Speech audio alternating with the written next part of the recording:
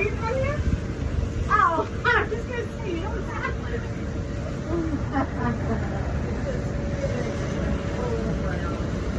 Oh, you did? I go and see that.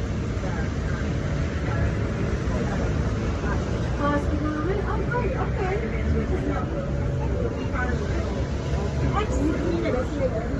Can we go there first? Yeah. You know what? We're helping our ferry since we're here. How about a what? Yeah. A ferry, a boat. Oh. We'll do the tour together. You can lead the way. I don't know why you want to do that. You know what a ferry is? No, a boat. It's a miniature cruise ship. Okay, I know what it is. What?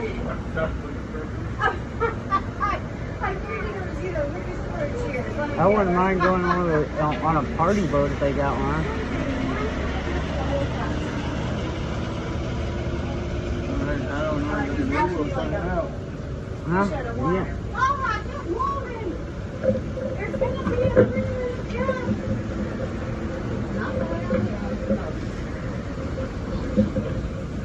yeah, they get all huffy about a good time. You know, like 1 minute is gonna make a big difference. But I suppose, you know, they add up. Anywho. All right, good afternoon, everybody. Good afternoon. This bright, beautiful day, so much nicer than yesterday was. Welcome to Boston. Thank you for joining us here at City View Trolley Tours. My name is Lala. I'll be your driver for as long as you're on trolley number 117. I don't know. So a couple quick things about the tour. The last trolley leaves from stop 1 today at 4:30. So as long as you are somewhere in the loop on a trolley by 4:30, you'll get back to stop 1.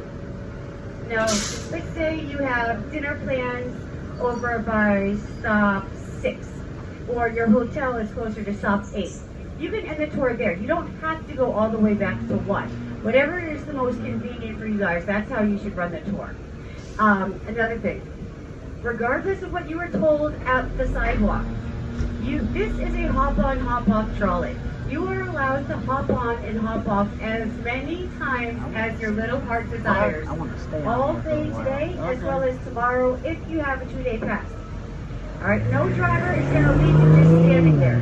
So if a sidewalk person told you that you're only allowed to hop on or hop off once, don't listen to that. All day long, as often as you want to. That's what you are allowed to do. All right, so like this one couple did, you can do an entire loop and then come back and get onto the next trolley and then go around again and get off and see the sights. Or you can get off and see the sights the first loop.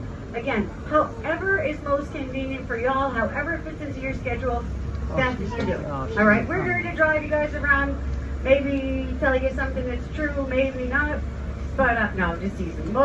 Everything I say is, most of the stuff I say is true. But I only have 2 quick rules. The first one is please don't stand while the trolley is in motion. And the second is please don't throw anything or anyone out of the windows. That's relatively common sense, but you know, sometimes it goes right over people's heads.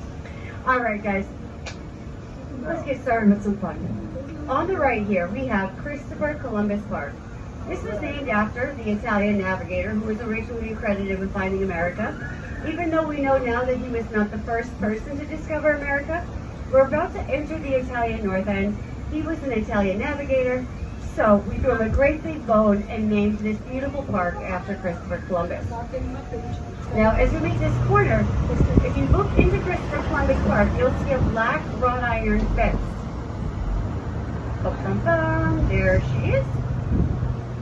Inside that gate is the Rose Fitzgerald Kennedy Garden of Hope. There's 104 rose bushes in there. 1 rose bush for each year that Rose Kennedy was alive. She was born and raised right here in the North End. So you'll notice as we go through the tour that we're pretty basic with names, right? Like Long Wharf, where you guys hopped onto the trolley. It's the shortest wharf in Boston. No, it's the longest wharf in Boston, right? Rose Kennedy's Memorial. We remember her here because she was born and raised here. The first school is on School Street. The first post office is in Post Office Square, which is actually a triangle, but we'll let that go. You know, so we try to do things pretty basic so it's easy to understand. So for instance, in tourist publications, on the map and brochures, things like that, they refer to this section of the city as Little Italy. Now, we don't call this that, we call it the North End. And we know what they're trying to have you understand, which is, if you're hungry, if you're looking for Italian food, this is where you want to be, right? The Puritans originally settled this neighborhood back in 1630. They were the first people to pull into Long Wharf from England. They built up this area for a little bit. This, my friends, is stop 2. Now, generally, people who want to go to, good afternoon, Paul Revere's house or Old North Church are told to get off at stop 3. However, if you are looking to go to either of those places, you might want to consider getting off at 2, whether it's now or later, because stop 3, it's straight up. The hill is like straight up. So it's a little bit easier to get there from 2 because you kind of meander through the streets. So it's a little bit easier on knees and everything else. Hello there, good afternoon, good afternoon. Yep, you can pay for it online, either through the website, or they have a Go City Pass. You can hop onto a trolley, pay down at stop 1, you can walk down to stop 1, however. So anywhere where there's a yellow sign, like this is stop 2, but stop 1, if you just follow the sidewalk around the corner, you'll walk right into us. All right, you're very welcome. Have a good afternoon. All righty.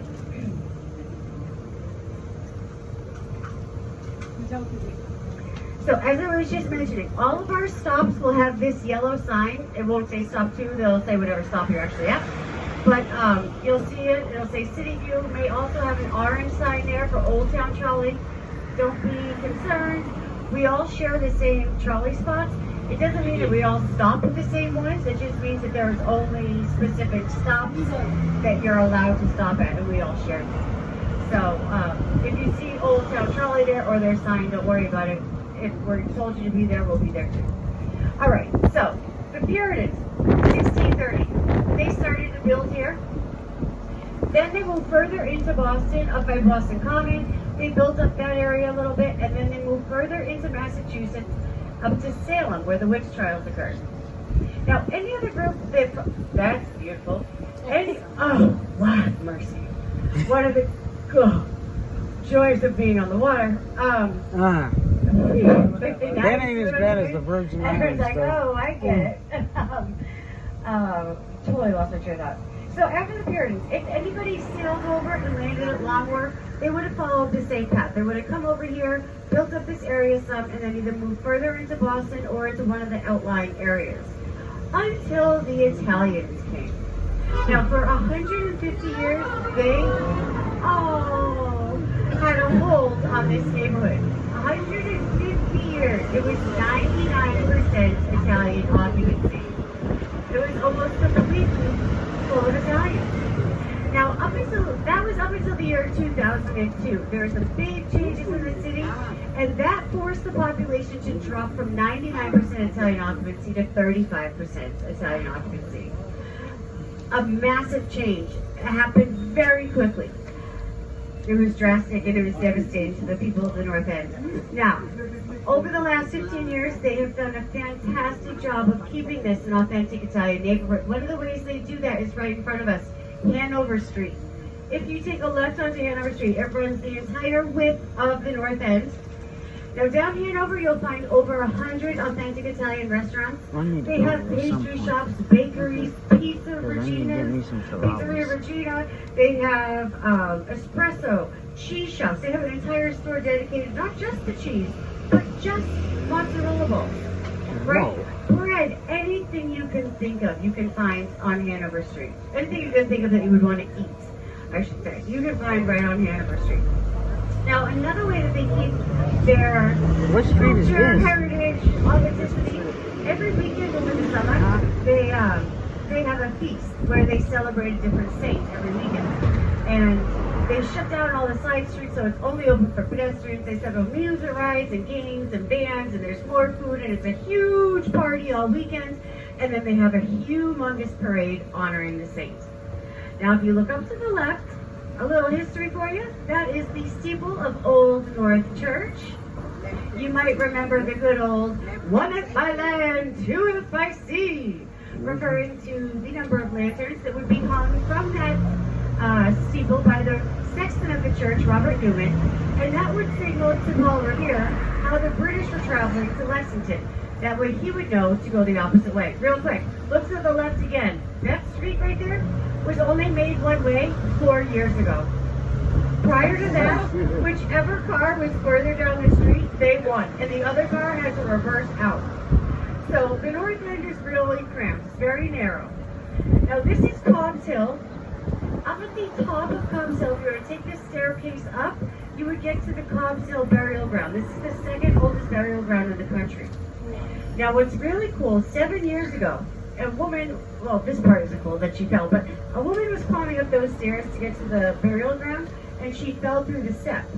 Oh. And then she fell through the top of something else. And when she was let out, or when the EMTs came, whatever, they found that she was broken through a top of a tunnel. So they dug it up, and there's a whole system of tunnels that run from the Cobb's Hill Cemetery underground over to the water. But there's no paperwork anywhere in the city that says when they were built, for what reason, by who, when, nothing. There's not a stitch of information on it. So we can only guess most likely they were for smuggling purposes of some sort or another. But very cool how you can find hundreds of years of history, you know, a couple years ago. You know, it's really awesome. All right, my friends, we are at stop number 3. From here, you can get to Paul Revere's house, Old North Church, Hanover Street. Hello, thank you. Now, Paul Revere lived in this neighborhood. He wasn't born here, right? He was born over in England, but he did live here from 1860 to 1910. His home is classified as a museum. However, it's not like a museum of science or a children's museum. It doesn't have exhibits. There's no big electricity show or any of that cool sort of stuff. It is, however, the oldest wooden structure still standing in Boston. Now, keep this in mind as I go along with this story. It's 5 rooms, not 5 bedrooms, 5 rooms, his home. 2 bedrooms, no bathroom. Now, Paul lived in this wonderful home with his wife, Sarah Orne. They were deeply in love. They had 8 children together. Actually, Sarah passed away giving birth to their 8th child. And Paul was devastated. He was tore up. He was lost without his wife. Truly grieved. And then 29 days later, he married her cousin, Rachel Walker, and they had 8 kids together. So he's now the father of 16, living in that 5-room, 2-bedroom, 0-bathroom home with 16 kids, his new happy wife, her mom, and himself. That's 19 people in that home. Who knew Paul Revere had it up, right? Unbelievable, this guy. A busy, busy guy. So the night of the ride up to Lexington, the British were parked right to the right in the harbor, 5 ships of them. So the sexton of the church hangs 2 lanterns. Paul Revere waits until the cover of night. He hops into a rowboat on that side of the harbor. He rows his boat all the way over to here. He gets onto land.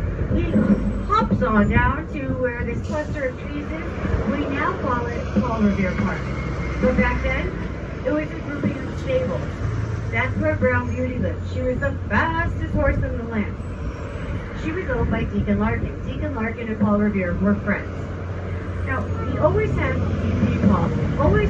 to borrow a horse because he already had 19 mouths to feed. He didn't need to worry about a horse on top of it. So, for instance, one of his many jobs was being a courier for the Sons of Liberty. Right, he traveled over 1,000 miles delivering messages for them, and in all that time he never had his own horse. So he didn't have one for the midnight ride either. So he gets Brown Beauty in the stables. Then he would have traveled about the same route that the highway that's parallel to us right now sits, about 10 miles north up to Lexington. Now, I'm not sure where you guys are from, how much they focused on this when you were growing up, but we talked about Paul Revere and the British endlessly in Boston here. And I now know that almost all of what I was taught is nonsense. So, let me tell you guys a little bit about what I now know. So for instance, the whole reason that the British were going to Lexington, a farce. That's what I was taught.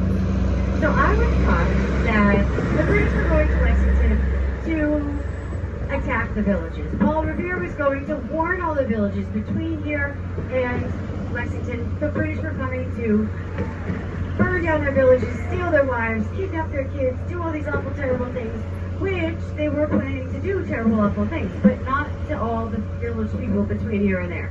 Only to John Hancock and Sam Adams. The British pulled some names out of a hat, apparently, and they decided that John Hancock and Sam Adams were traitors, and that deserved to be hung in public at Boston Common. So they were going out to Lexington to capture those two men, bring them back to Boston Common, to hang them, to show everybody else a lesson. Now, Paul Revere was friends with John Hancock and Sam Adams. He did not want to see them hung. That's why he was heading up to Lexington, hopefully to stop the hanging, or to warn them of it, and if needed, to help them escape from the British. Now, another thing is that Paul Revere is the only man that I ever knew of that made the midnight ride. Right? You don't ever hear about anybody else. It's all Mr. Revere. But it's not because that was true. It's because his name is the only one that rhymes with Longfellow's poem. Right? Listen, my children, you shall hear the midnight cry of Paul Revere. The midnight cry of William Dawes doesn't rhyme, nor does the midnight cry of Samuel Prescott. It doesn't rhyme. So forget all their doings in history. They're out. Paul Revere is in. His name rhymes. Done. Now, Paul Revere didn't make it to Lexington. Neither did William Dawes. William Dawes is trotting along, hits a tree branch, flies off the back of the horse, spends the rest of the night in the mud. Now, Paul Revere is trotting along. He misses the branch, but runs smack into the British. Now, he knows that if the British know he's Paul Revere, that they will capture him. So, he doesn't want to be captured. He begins acting like a drunk vagrant. The British are annoyed by his nonsense. They don't know it's himself. So, they just think he's a drunk. They're annoyed. They rip him off of Brown Beauty. They toss him in the cell to sober up for the night. Now, the next day, they release him. But they kept Brown Beauty, and they kept his shoes. So now Paul Revere is somewhere near Lexington-ish, and he's shoeless and horseless. And about 24 hours, the British realized that they had captured and then released Paul Revere. So now they're embarrassed and really upset. So his name gets added to the list of traitors, and now he is due to be hung at Boston Common. Moral of the story, even in the 1700s, no good deed goes unpunished. Because now poor Paul Revere was just trying to save his friends, and now he's on the hook, if you will. Are you going to go? All right, I'll go. We won't be nice about thank you. All right, so if you look right across the harbor, boom, there's the Old Grove Church steeple. Now the British were parked right in between us and the steeple. They could see those lights as well, but they had no idea that it was the signaling system. And Paul Revere, he paddled right underneath their noses. That's why he waited until the cover of night. But I don't know what they were doing, but they were not paying any attention because the signal was right in front of their eyes and he was right underneath their noses. And they were none the wiser. All right, my friends, we are pulling up to stop number 4. This is where the USS Constitution, the USS Castaneon, the USS Constitution Museum, and the Bunker Hill Monument. This is also the end of the Freedom Trail. This, my friends, is stop number 4. Bye now, have a good afternoon. I'll stay on here for a while. Thank you. Have a great day. Thank you so much for the tip. I appreciate that. Have a wonderful day, guys. Enjoy this. This is an awesome stop. Oh, thank you so much for the tips. I appreciate it. This is a great stop. Enjoy it. Hi there. Thank you. Thank you. Thank you. Hi there. Hello.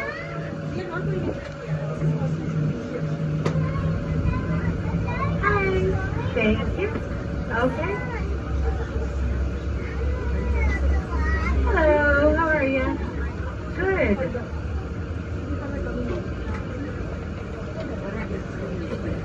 yeah. If we need to, we'll just strap you on top.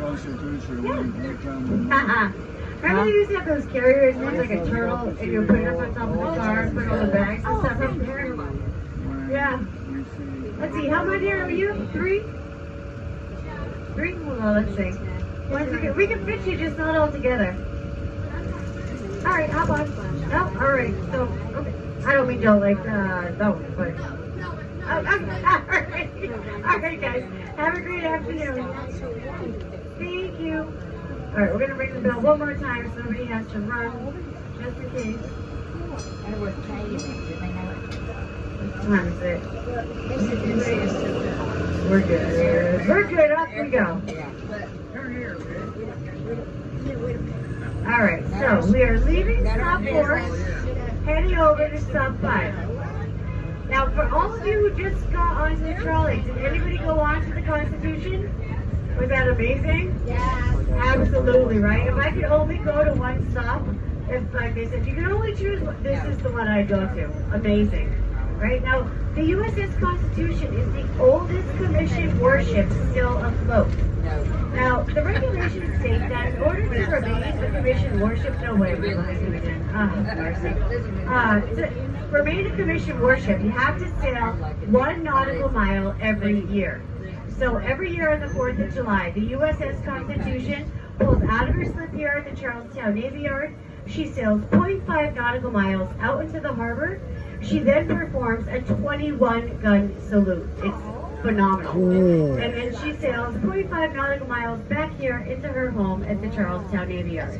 Now, if Old Town, okay, I take it back, Crafty, who's not going to run some people over. If you look right under, oh, they closed the gates.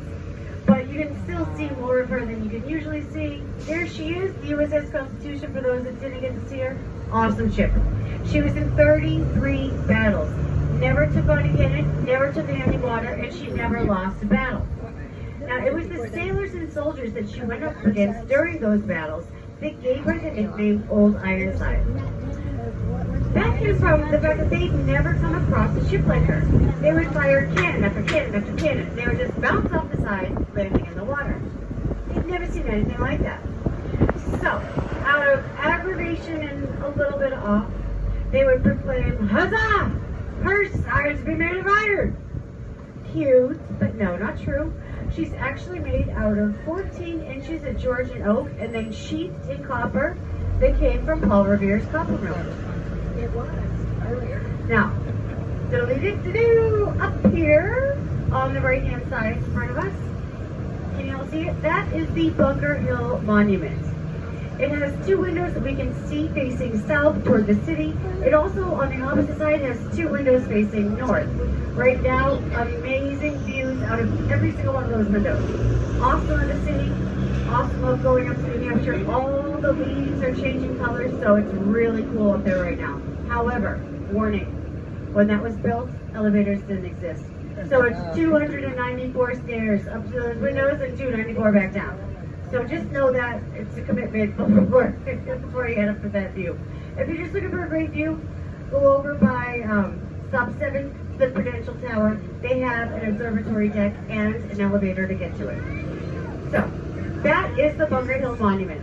That was built after the Battle of Bunker Hill took place, which was between the Great British Army, the strongest army in the world at the time, and Bostonians, men that had left England to escape religious persecution, get out from underneath the king, wives is going 2 miles an hour, to escape the taxes, and they came here for freedom at the end of it. They wanted freedom, and so that's why they're here.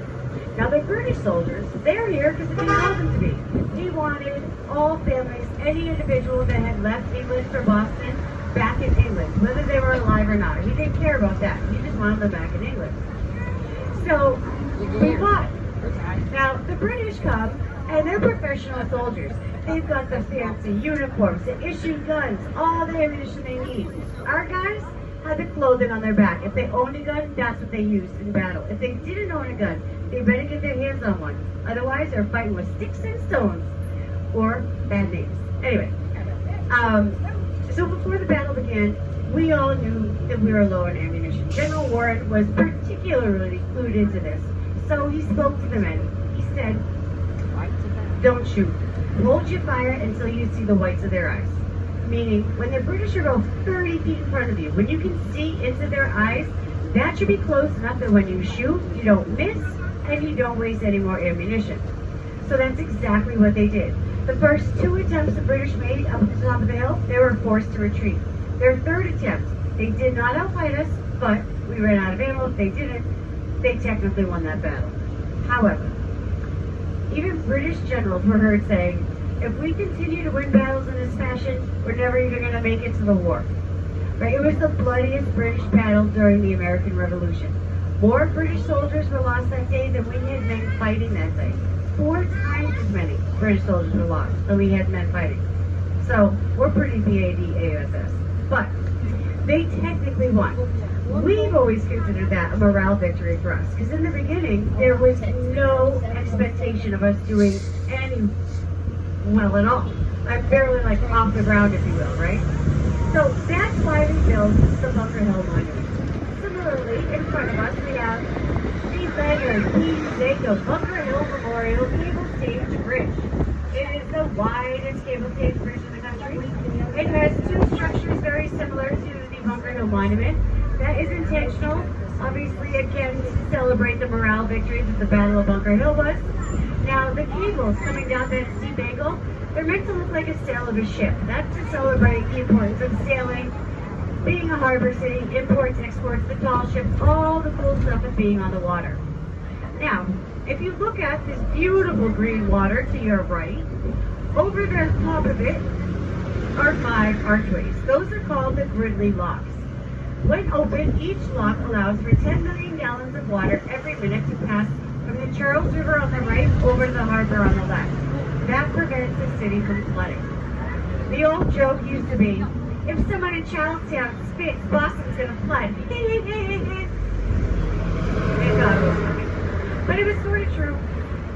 If you looked at a map from the 1700s of Boston, you would see Boston was a peninsula, right? We're called the Shawnee Peninsula back then. Only the Mohawk Indians lived here. This was their land. And we flooded on a pretty regular basis. On a map, you'd see it had a peninsula and a couple of islands, a couple of wharfs. 76% of Boston is landfills, man-made. So we would flood on a pretty regular basis until they installed those locks. Now, one flood that they were not able to prevent, the Ridley Locks, began to our left. Right where that weird looking building is, or different color windows. In 1919, that was not there. What was there were 2 huge tanks. The Purity Distillery Factory owned it. Inside the tanks held molasses. Now, tank 2 one day had molasses inside of it already boiling. Now, a new shipment of molasses comes into the harbor. The distillery does not wait for the temperatures to match. They just dump the new stuff in with the old, or in with the burning. Bad idea. Boom! The tank explodes, sending a 3-story flood of molasses down through the north end. It took out the buildings, the parks and garages, horses, carts, cats, dogs, 71 people. It took the police over 3 weeks to rescue people that were hanging off tree branches or lamps, what am I talking about? Street lights, fire escapes, right? The firemen would run, they would take a second step, and their boot would be stuck in the molasses. It took weeks to clean that up. No. That awful event to this day is known as the Boston Molassacre. A very sticky situation indeed. Now, some drivers will try to trick you and say, on a hot summer day, you can still smell the molasses coming up from the cement. No, you can't. You can smell a lot of wonderful things in the north end. Molasses, sadly, not one of them. All right, here we are at stop number 5 for TD Garden. Another view of the Leonard Jacob Bridge. TD Garden, you can go inside, take a tour of the entire facility. They have a sports museum, a pro shop also. We can't see it now because Old Town's in the way, but behind Old Town there's a big sign that says AMC Theaters. If you use the doors underneath AMC Theaters, you get into North Station. It's the first floor of TD Garden. North Station has a commuter rail. It'll bring you north of the city for a couple of dollars. So if you don't want to drive or Uber or whatever, If you wanted to go to Lexington to see the battlegrounds or to Salem to see the witches, you could do so via the commuter rail and avoid all this mess right there. All right, off we go. Please move, Crafty, so I can show them something awesome. All right, you guys are gonna have to go quickly because he's in our way. All right, as I start turning left, look over your right shoulder. Yeah, I clearly see you, pal.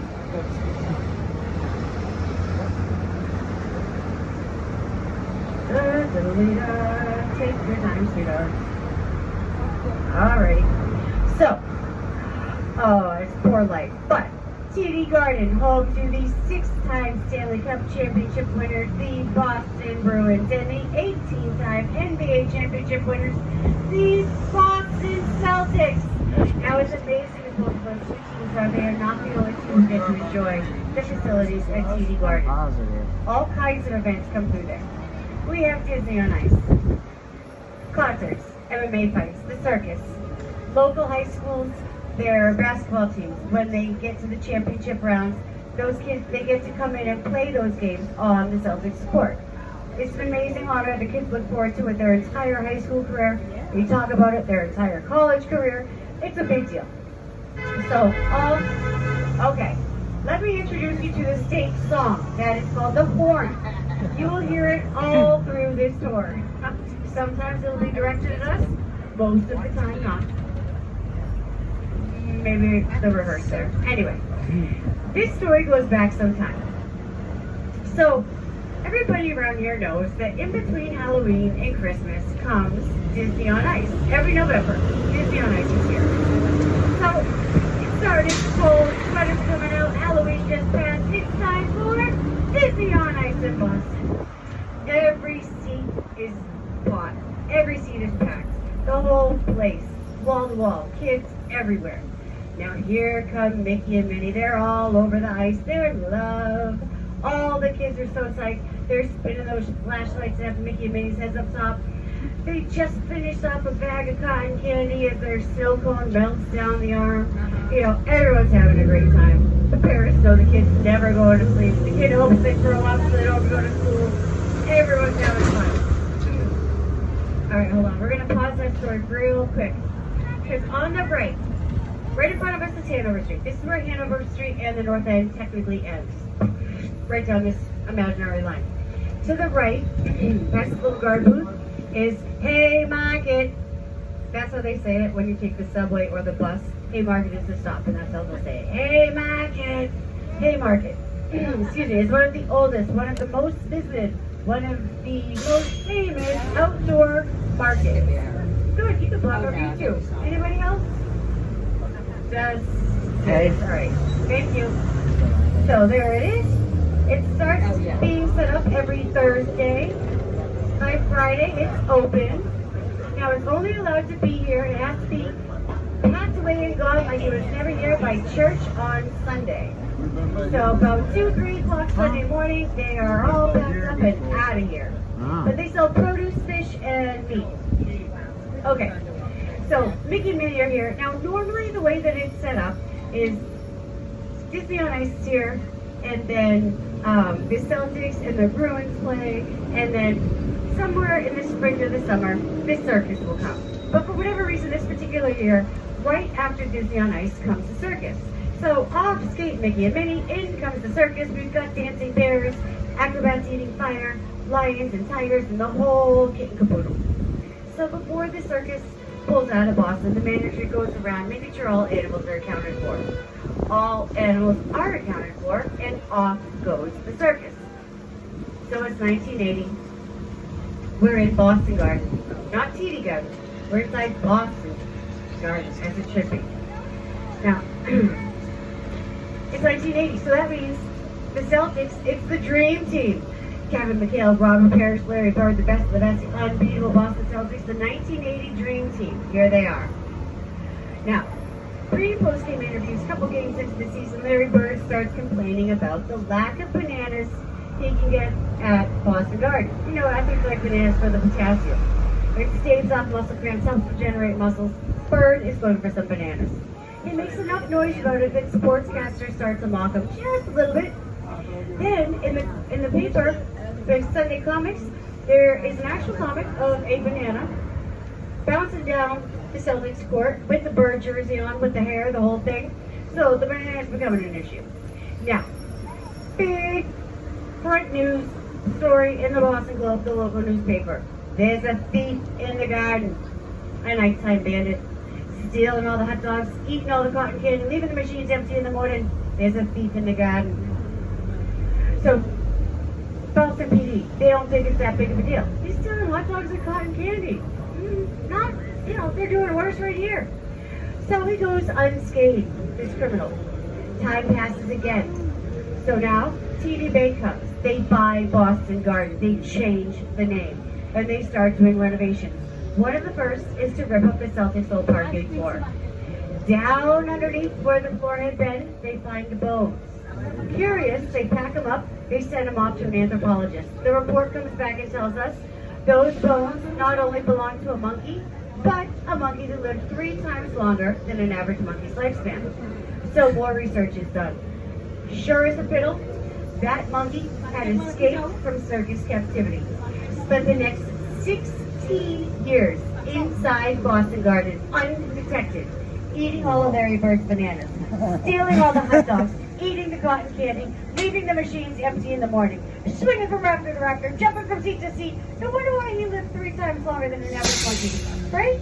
He actually became the mascot for the construction workers that were building the now TD garden, right? Amazing. That is one of the many stories that I end by saying, only in Boston.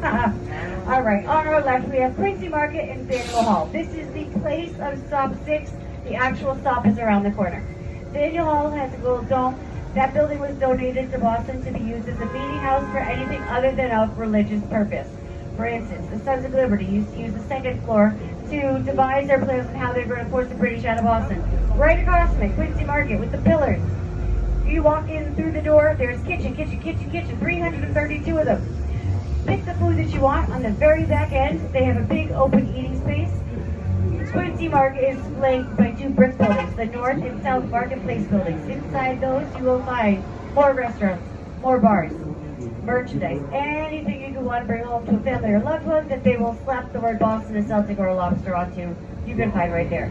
In between all the buildings, more merchants, more food, more everything, performers, all sorts of stuff. There's tons of things happening inside Quincy Market and Faneuil Hall. To the right is Union Street. The first building on Union Street is the Bell in Hand. That is the oldest bar in Boston. It was opened in 1795. People have been being overserved there for hundreds of years. It's amazing. I was served there. I used to go there on a regular basis when I was younger, and I had no idea it had any historical significance whatsoever. I should have been able to tell from the bathroom, but it was like this big. There was only one for boys and girls. We all shared one. It was a little cramped. But 3 doors down from the Bell in Hand is the Union Oyster House. It has a brown sign with gold letters on it. That's the oldest restaurant. It's And good, JFK too. announced his run for presidency from that restaurant. He also claims that their clam chowder is the best in the country.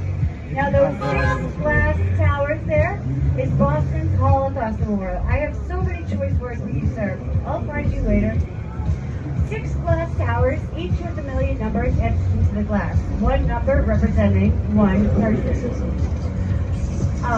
So we have 6 glass towers, each with 1,000,000 numbers, to represent the 6 million Jews who were killed during the Holocaust. Now in just a second here, I am going to be taking a right into our stop. On the left, however, if you look where all these people are standing, you won't be able to see it, but it is there. It is a circle made out of cobblestone. That is where the Boston Massacre took place. Not the massacre, but the massacre took place right there.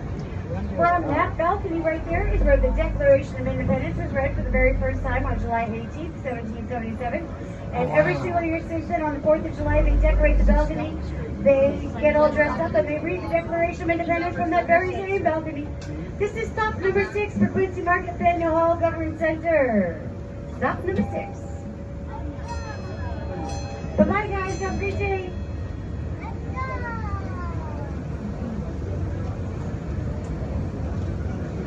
They're all old This is towners. Washington. They're us. No? Huh? Yep. Washington Street. There it is. Yeah. So it's not a good walk straight. So we Hello. can walk. I guess. Yep. Let me see. Fine too. Yeah, we do. I want to see the other stuff though. Oh, okay. They just really like the That's what we got. See, we'll go see the Constitution and stuff tomorrow because I gotta go over to North End anyway and get me some Italian stuff. Alrighty. So once upon a time, this was our state house. It's actually the second. It was actually the second state house. You haven't seen sweetheart? Yeah. Alrighty. So the first one is actually right here, but it was made out of wood and it burnt down. So we rebuilt it out of brick, and then we rebuilt. Well, we didn't rebuild it. We built a new one, which is up by stop 8. We'll get up there in just a little bit. So in 1770, there were two reasons the bells would ring in Boston. Either it was Sunday and you belonged in church, or there was a fire somewhere in the city and they wanted people to come and help put out the flames. So one particular day, the soldiers are standing out underneath that balcony for no other reason than to be intimidating, right? There's no reason to be in front of our state house, but there they stand. So some local teenagers come through, they start throwing seashells and rocks and curse words at the soldiers. And then bells start to ring. But it wasn't Sunday. So throughout the crowd you start hearing, "Where's the fire? There's the fire! Where's the fire?" Now the great British Army, the strongest army in the world at the time, their soldiers played, they were confused. They heard the word fire. But nobody shot a gun. Not until the British did. Willy-nilly out into the crowd, they go shooting away, gutting down 5 innocent victims, which is known to this day as the Boston Massacre. In 2 stoplights, I will show you where all 5 of those victims are buried. They're actually buried inside the Granary Burial Ground. That's the 3rd oldest burial ground in the country. To our left is the King's Chapel Burial Ground. This is the first burial ground in the country. Now, the only person I know of by name who's buried inside King's Chapel is Mary Chilton. She was the first woman to exit the Mayflower. Ice cream truck? I'm pretty sure I heard that. Alright, Mary Chilton. She was the first woman to exit the Mayflower down on Plymouth Rock. But up at the next burial ground, in the Granary, there are a whole bunch of people who are buried in the Granary that we all know by name. Of course you're going to do that. Let me guess. You just realized that you're in the wrong lane. Okay, I used to play that game too. Come on, BMW, do it.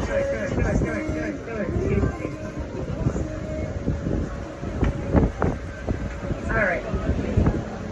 So, on our left, this right here is King's Chapel. You'll notice if you look up, it does not have a steeple. Now there's like 4 or 5 rumored reasons why the steeple doesn't exist. I don't know which one is true, so I'm not going to tell you a reason. But what I do know is true is where underneath where the steeple should be is the bell tower. Inside that bell tower is Paul Revere's 3rd bell. It is his sweetest sounding bell. Unfortunately, we'll never be able to hear it because, he doesn't have instructions on how to ring it. What we do know about it is that if we tried to ring it the way we know how to ring bells, it would crack the bell. And the cracking of the bell is said to make people in every direction for a mile deaf if that bell is cracked. So, not so sweet sounding if that's the outcome, right?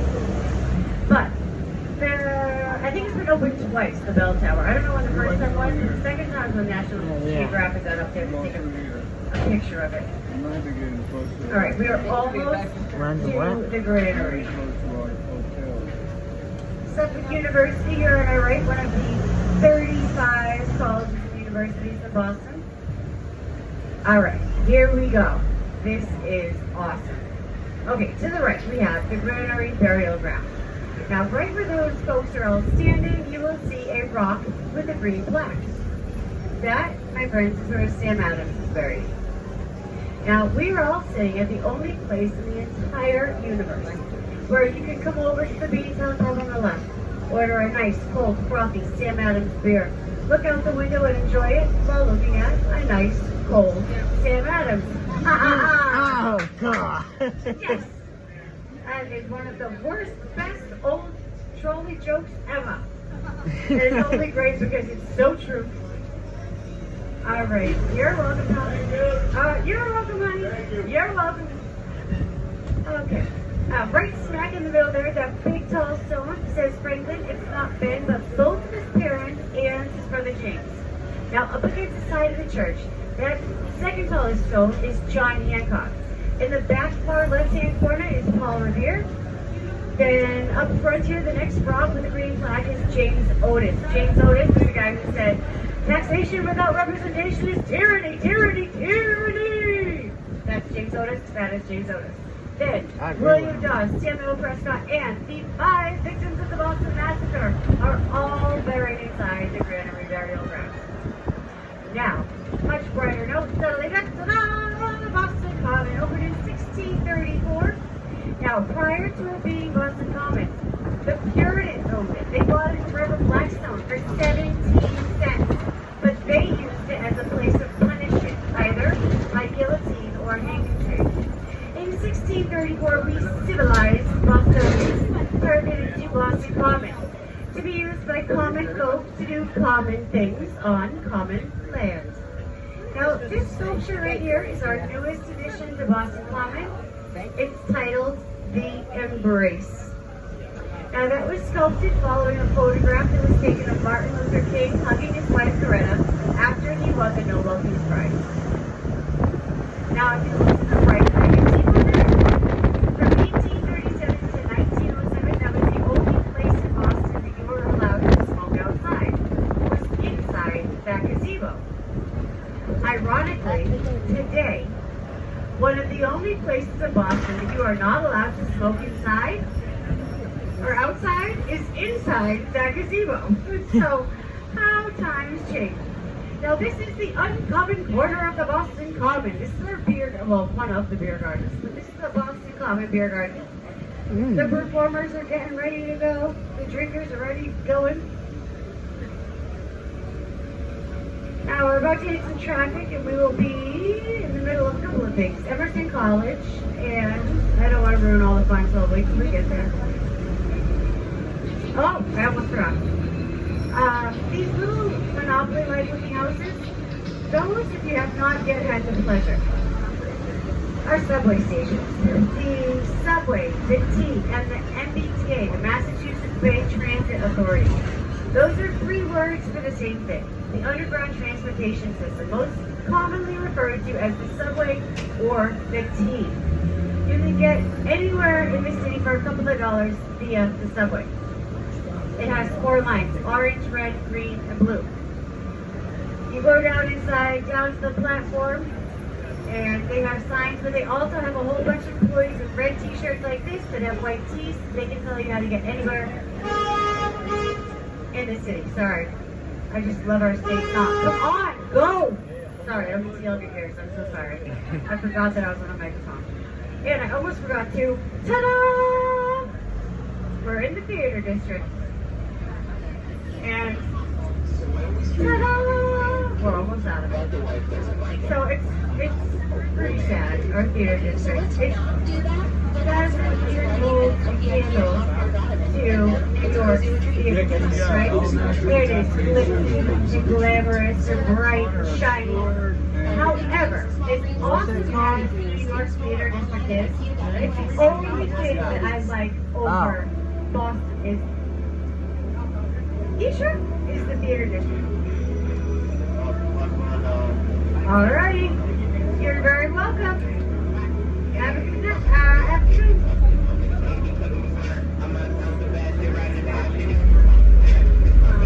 Yes, that is the next stop. Yep.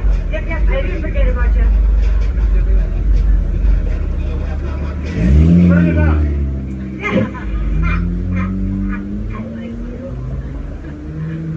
I know, right? We didn't know he was cool until he had all that planned. Unbelievable. No. Unbelievable. So, the theater district. As amazing as New York's theater district is, a show, a production, whatever the case is, will never get to New York unless they come through Boston first. Because it's based off of ticket sales and the reviews that a show gets in Boston that determines whether or not it moves on to New York. So if we think that your show stinks, you do not collect $200. You do not pass go. You do not move on to the bright lights of New York Broadway. You're pretty much, I don't know. Huh? You can't go to New York. I Oh. guess you could say here. I don't know. But that's the theater district. Now straight up ahead of us, behind the big tall glass tower, which is one of two John Hancock towers, behind it is a little building and then a taller building. And you sort of see the peak, that is the Prudential Tower. That's the building that has the elevator that goes up to the observatory deck if you wanted to get a good skyline view.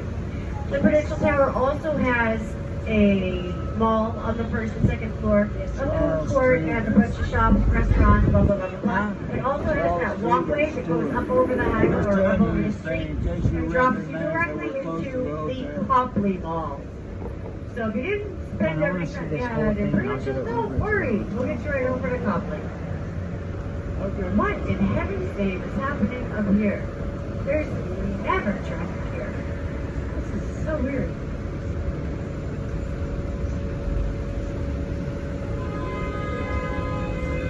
State zone. It's a beautiful state song. Huh? I said it's a beautiful state It is a song. beautiful state song, isn't it? We are so patriotic here. Yes. The horns are honking. Yes, the horns are honking. The horns they honk. Hello. Hello. Alrighty, the next left is going to be Park Plaza Boulevard. Now Park Plaza Boulevard is the largest hotel in the city. It's actually so big it takes up a complete city block. So it's shaped like a triangle. So the point of the triangle is going to be facing us, and then it fans out and around like that. And since we have so much traffic, I can tell you guys some extra stories about the Park Plaza. Woo-hoo! So, I'm just teasing. But the Park Plaza, you want to know how they survived through the Depression? Alright, I'll tell you that. So, they had a AM radio channel that used to broadcast out of their lobby. And the broadcasting radio station donated enough radios so that there could be one radio in every single hotel room inside the Park Plaza, because they want people listening to their radio station. And during the Depression, people would only spend money, like if it was something different, new, exciting, you know, it had to have a reason, right? Because there was no money. And most people didn't have TVs, they definitely didn't have radios. The radios that the company gave them, oh my goodness, is what kept them in business, were those radios. They only had two channels, one of which broadcasted from the lobby, and I have no idea where the other channel was from. Now, it's interesting because the station that broadcasted from the lobby still exists. It doesn't broadcast out of the Park Plaza anymore, but it still is a local channel. It's an AM channel, but it's still good. So there's the Park Plaza. Now, another interesting thing about the Park Plaza, the Secret Service, every time they come to Boston, they will always and only stay at the Park Plaza. Yeah.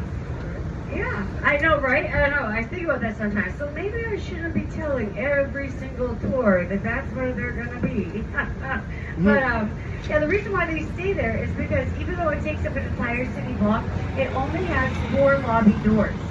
So that makes it a lot easier for them to keep track of whoever they're here to keep safe, as well as all the other people that are coming and going, in and out of the hotel.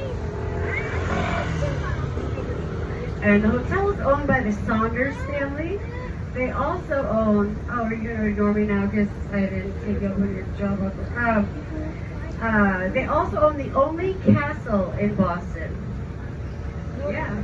It was built for, well, it wasn't built for him, I guess it was built for him. It was built under his demand. One of the governors back in the 1800s. He ended up getting impeached after we built him this monstrosity of a castle. It had a drawbridge, a moat, A whole thing. Yep. And then everybody, nobody wanted to have anything to do with it because he got a peach. So they all thought it was like poisoned or haunted or, you know, bad juju. Oh, look, Mike's pastry. See what's hand on the street. See, I know that white blue looks anywhere. I can smell the cannolis from here. All right, my friends, we are at stop 7 for the Boston Common. All righty. So, if you're looking for Cheers, Cheers is up ahead of us. Boylston Street is immediately behind us. Beacon Street is immediately ahead of us. Oh, thank you so much, Vincent. I appreciate that. Bye now. Have a great afternoon. Enjoy the city. Bye now. Have a good day. Bye-bye. Have a good day.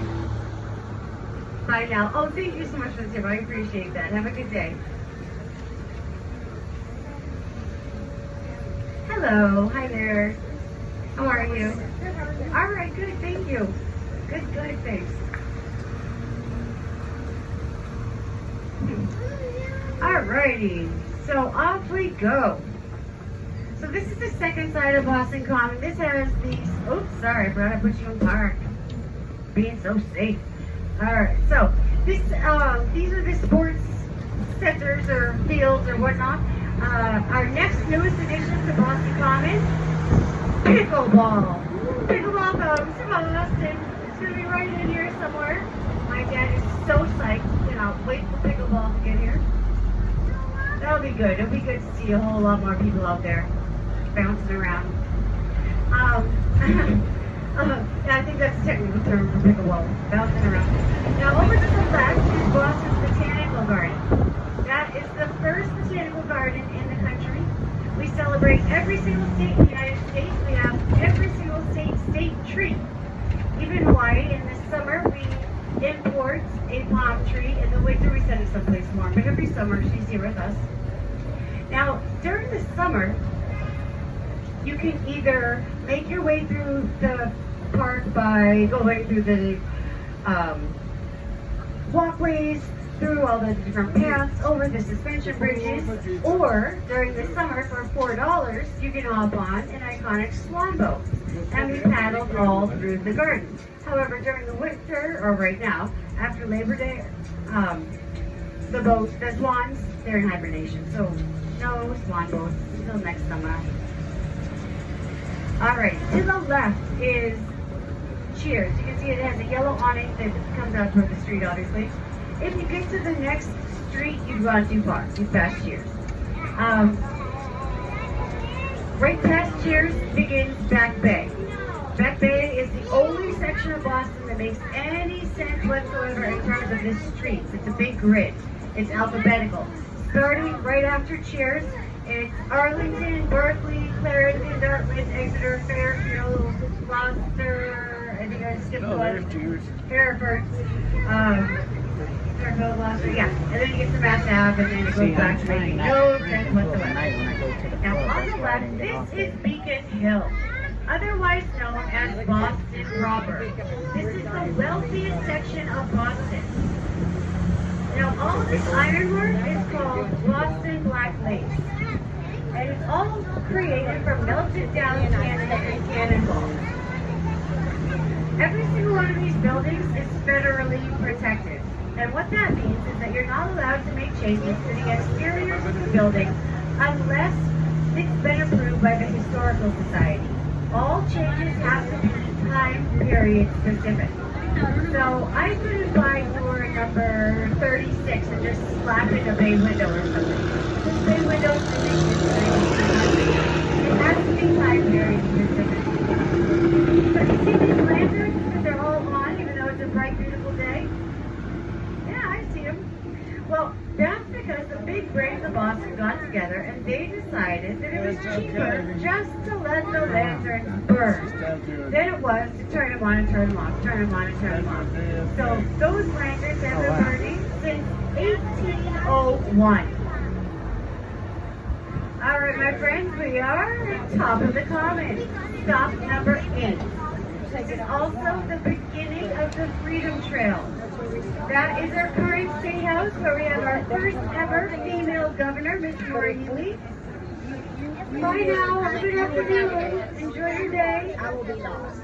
That's what we ought to do tomorrow. We gotta come up to Cheers. All right, that is 24 karat gold up in the dome. I'm sorry, 23 karat gold up in the dome there.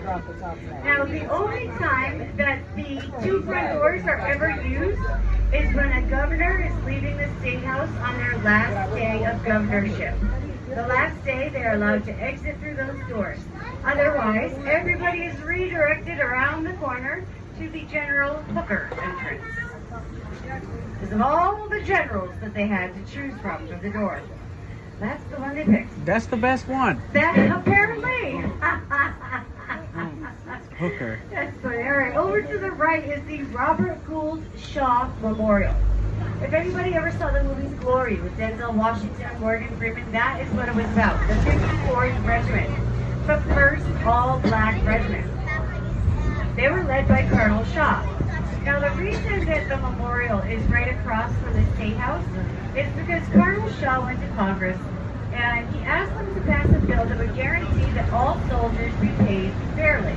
Because his men, the men of the 1st, 4th, all-black regiment, they were being paid $11. And all the other soldiers were being paid $13. So he wanted a bill to pass, and he was also so disgusted by the discrepancy in pay that he refused his own salary until all soldiers were paid fairly. So, as Congress does their thing, they go back and forth, they go on vacation, the 54th gets sent down to South Carolina into battle, where unfortunately we lose Colonel Shaw and a majority of the 54th. However, during that period of time, patriotism at its best. During that time, Congress voted that yes, indeed, we should pay everybody fairly. So, for all of the fallen soldiers of the 54th, their families were paid retroactively the $2 difference, and going forward, everybody was paid the same. Really, Old Town? God. I could have gone to the different school buses side by side. Huh? Yes, we do have a lot of traffic. It's because of the ingenious city streets that we have here. Yeah, the layout. Yep. They worked for, for centuries they worked on laying this out. Yeah. It's like, yeah. It's horrible. You know, actually, as a matter of fact, the way that we, oh, hi, Joey. Hi. Hi, Joey. All right. Now I lost my train of thought. I don't know. But here we find ourselves on School Street, which means the very first public school in the country was right here. It was called Boston Latin. Now, Boston Latin still exists, just not here. That is one of 17 Ben Franklin statues in the city. He stands there. You might think, and rightfully so, that he stands there because he was the most famous graduate of Boston Latin. That would make sense, but it's not true. He's the most famous expellee. He got kicked out of Boston Latin halfway through his freshman year for failing too many classes. Yes, he was a troublemaker as a little guy. That sounds relatable. So after he got kicked out of school, he went to the next street over, Court Street, and he worked in his brother James' print press. Not for long. 2 weeks before his brother booted him not only out of the print press, but out of his city. He's like, boy, you are so immature, I cannot even stand you. Go off to Philadelphia. When you grow up, you can come back. So we left. He went off for 2 years and did what he did and came back. Did all sorts of cool, awesome stuff. Right? Ben Franklin. You know what he was? One of the things, he was the first postmaster of the first post office in the United States, which is right around the corner. And he was baptized right beside that church. Well, at the time, it was a church. Then, when the Sons of Liberty outgrew being able to meet Nathaniel Hall, they changed it from Old South Church to Old South Meeting House. So now it's Old South Meeting House.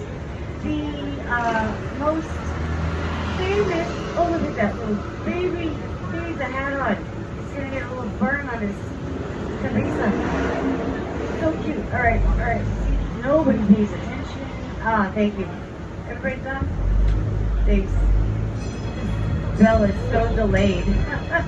Alright, so the most important meeting that took place at Old South Meeting House, sorry, hold on.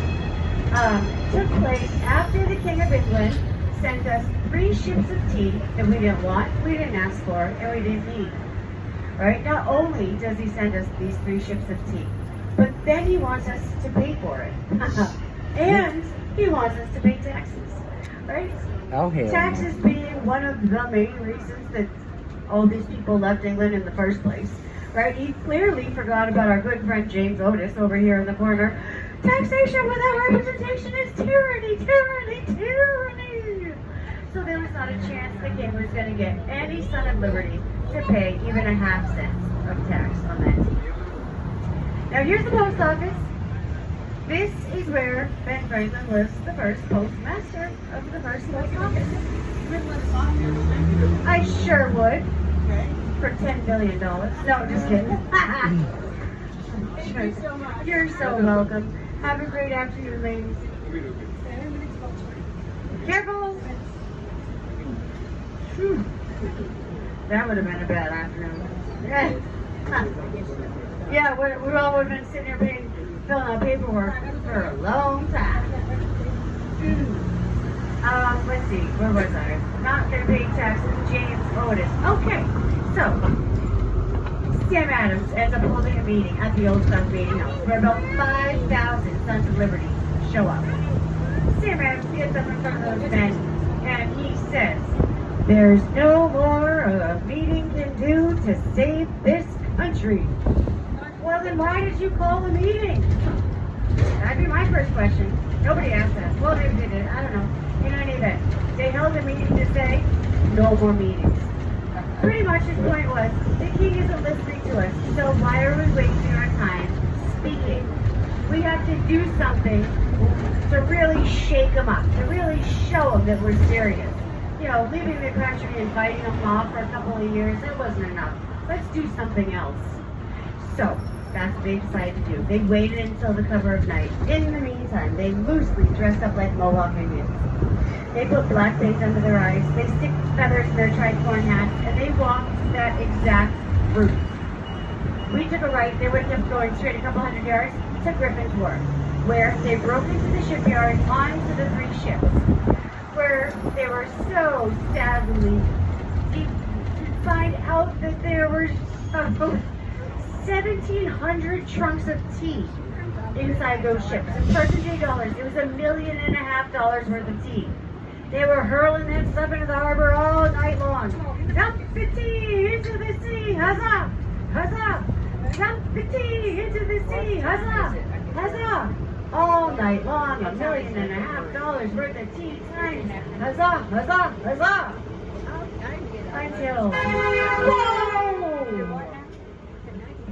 That is why you don't go 97 miles an hour down the street, you turd. Unbelievable. I'm so happy that didn't just happen. Alright. South Station, over here, Joe. Unbelievable. South Station. Oh, yeah. Yep. Thank you. Alrighty. I forget where I was, but wherever it is, we are now at stop number 8, Tea Party. Oh yes, 2 outcomes, one of which was unintended, and that was a total ecological disaster. All that tea killed every single fish in the harbor. Damn. All the plant life, all the vegetation, all now dead. Oh, thank you so much for the tip. I appreciate that. Oh, thank you so much for the tip. I appreciate you. Have a wonderful afternoon, everybody. Enjoy this city. It's a beautiful day. It's going to be beautiful tonight. Have a good evening. Bye now. Have a great day. Thank you so much, sir. Have a great afternoon. Yes, ma'am. You're very welcome. Enjoy. All right now.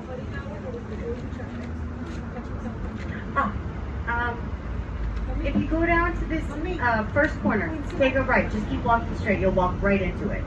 You're welcome.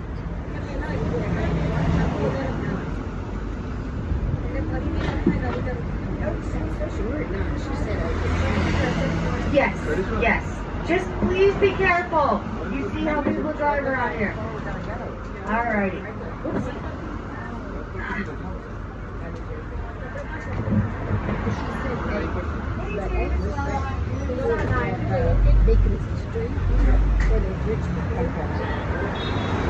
Alright.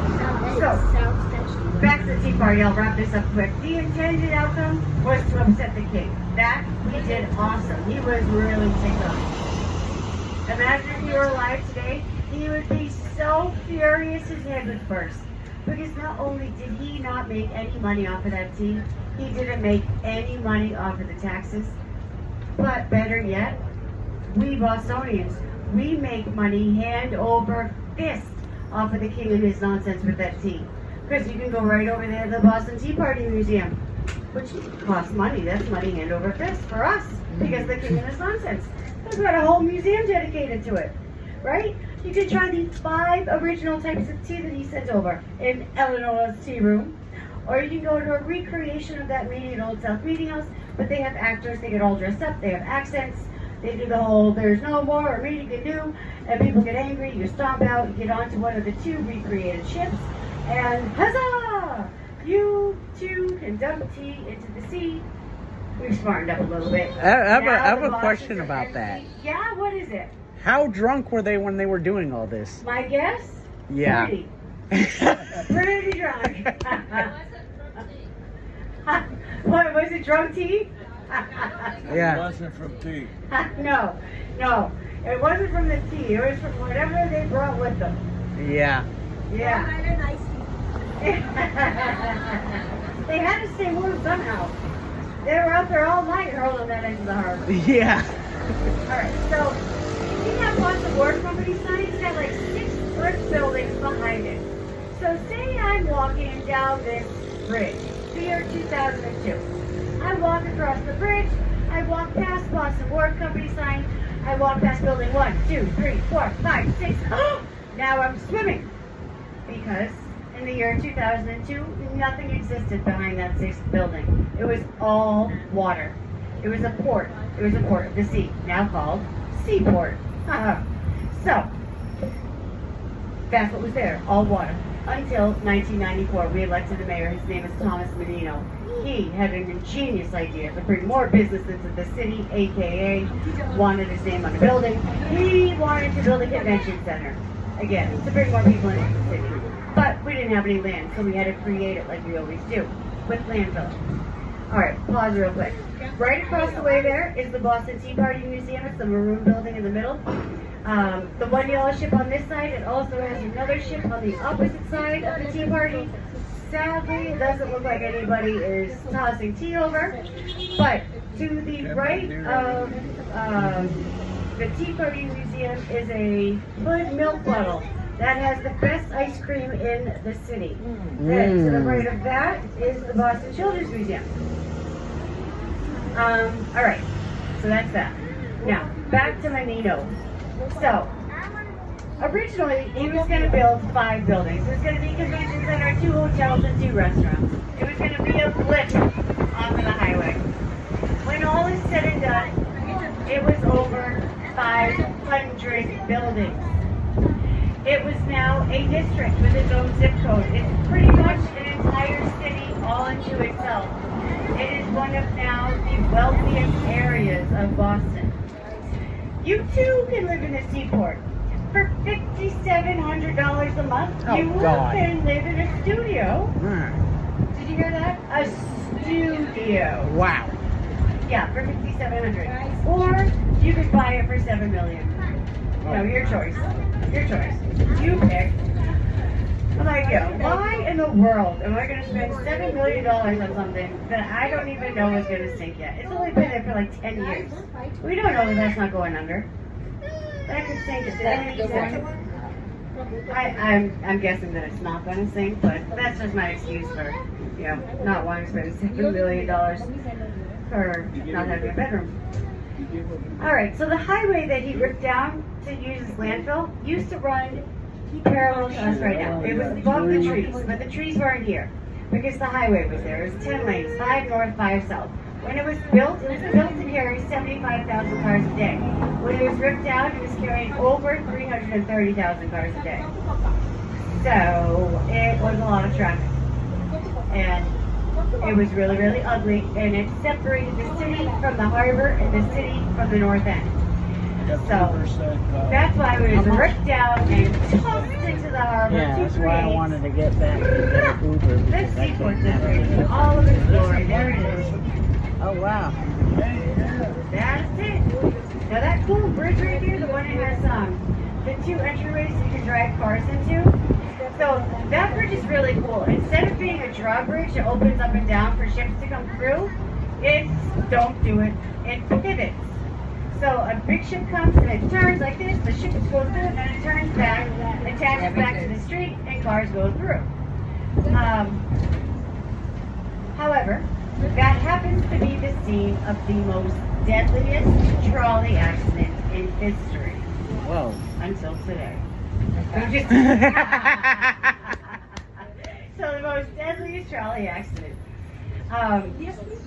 Something happened. I'm not exactly sure. I believe it was an electrical issue, but either the sign didn't light up that said stop or something. And however it happened, the trolley was not warned. It did not know that the bridge pivoted, and so it went barreling down right into the water. And the next morning, they found all 48 customers inside the trolley. So, yeah, very, very sad. But that bridge is pretty cool. Now, unfortunately, they're ripping it down come March. I don't think they should be able to do that. Personally, I think it should be like Kentucky. You know, like with the barns. You know, you're not allowed to like rip them down. They have to like naturally crumble or whatever that rule is. I think that should be the same thing with anything in Boston with the bridges. I don't know why they want to rip it down. It's like a great part of history. Why not leave it there? It's not like it's gonna like all of a sudden create pollution. If it was gonna create pollution, I'm sure it's already done so. Alright, there is another trolley right up ahead that's eagerly awaiting your arrival. We are almost back to stop 1. Sorry, I just love to be patriotic. Alright. Almost there, almost there. The very last thing I'll point out is down Grove Street, right on the corner, is the New England Aquarium. An awesome place to spend some time, some money, whatever the case is.